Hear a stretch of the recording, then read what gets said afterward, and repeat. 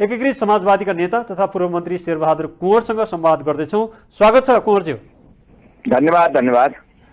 जस्तै यति बेला तपाईहरू नेकपा माओवादी केन्द्र र नेकपा एकीकृत समाजवादी बीच एकता गर्ने भनेर मोटामोटी चाहिँ सैद्धान्तिक सहमति भएको कुरा चाहिँ बाहिर आएको छ। अब यहाँहरूको चाहिँ यो पार्टी एकता केका लागि किन र कसरी हुँदैछ? होइन, हामीले योभन्दा पहिला पनि पटक पटक के निर्णय गरेका छौँ भने नेपालको कम्युनिस्ट आन्दोलनलाई एकताबद्ध बनाउने, त्यो एकताबद्ध बनाउने क्रममा जोसँग सिद्धान्त विचार नीति र कार्यक्रम मिल्छ त्यो उसँग पार्टी एकता गर्ने र अब कतिपयसँग अब कार्यकारिता गर्ने भन्ने कुरा हामीले पहिलादेखि पनि भन्दै आएका हौँ र निर्णय पनि पटक पटक गरेका छौँ। पछिल्लो समयमा माओवादी केन्द्र र हाम्रो बीचमा व्यापक छलफल भएको छ र त्यो छलफल भइसकेपछि सैद्धान्तिक र नीतिगत र कार्यक्रमिक विषयमा सहमति पनि भएको छ र हामीले पहिला नै निर्णय गरिसकेका विषयलाई जब कुनै राजनीतिक पार्टीसँग कम्युनिस्ट पार्टीसँग सहमति हुन्छ भने अनि एकता किन नगर्ने भन्ने हो। त त्यसैले हामी नितान्त रूपमा नेकपा माओवादी केन्द्रसँग एकता गर्ने बाटोतिर अगाडि बढेका छौँ।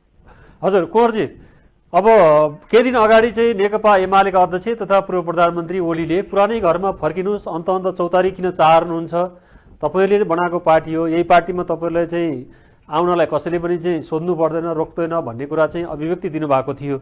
ओलीको यो कमजोर मनस्थितिको यो चाहिँ भनाइ हो या आवश्यकताको कारण, अर्थात् यहाँहरू माओवादीसँग भन्दा एमालेसँग मिसिँदाखेरि चाहिँ बढी त्यो सैद्धान्तिक र हरेक हिसाबले पनि त्यो सान्दर्भिक हुन्छ भनेर हो, के हो यो खास? नेपालको कम्युनिस्ट आन्दोलनमा केपी ओली भनेको अत्यन्त षड्यन्त्रकारी, दम्बी र नेपालको कम्युनिस्ट आन्दोलनलाई ध्वस्त गर्नमा उद्धत एउटा पात्र हो। त्यो हामीले समयमै बुझेका थियौँ। केपी ओलीको नेतृत्वमा नेपालको कम्युनिस्ट आन्दोलन विसर्जनको दिशातिर जान्छ र विघटनको दिशातिर जान्छ भन्ने पहिला पनि भन्दै आएका हौँ र उहाँ प्रधानमन्त्री भइरहँदाखेरि जसरी देशले एउटा विध्वंस बेहोर्नु पर्यो, देशले जुन क्षति बेहोर्नु पर्यो, यो इतिहासमा एउटा स्मरण योग्य छ।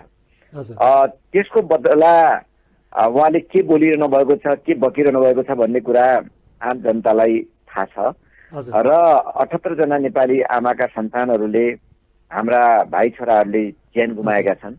त्यो ज्यान गुमाएको प्रति उहाँलाई कति पनि पछुताउ छैन, कति पनि चिन्ता छैन, कति पनि संवेदना छैन र त्यो विषयलाई उहाँले कति पनि सम्बोधन गर्नुभएको छैन। र नेपालको इतिहासमा सडक आन्दोलनबाट व्यवस्था परिवर्तनको लागि होइन, भएको आन्दोलन कुशासन र भ्रष्टाचार विरुद्ध